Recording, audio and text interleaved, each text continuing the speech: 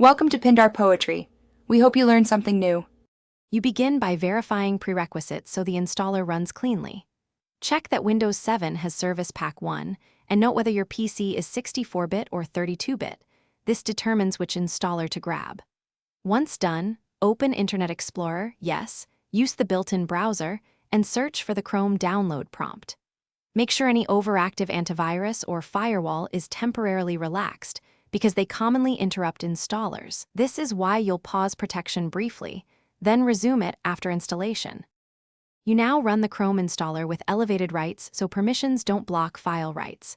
Right-click the downloaded exe and choose Run as Administrator. This prevents common failures. During setup, accept default settings unless you prefer a custom install folder or to disable desktop shortcuts. The installer will update necessary components. Let it finish without interruption.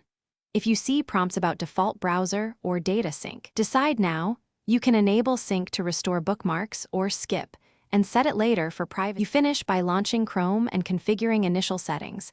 Sign into your Google account if you want bookmarks and history restored. Make sure Chrome updates itself on first run. This keeps security current. If Chrome fails to start, try reinstalling using the offline standalone installer that matches 64-bit or 32-bit. This bypasses some network installer issues.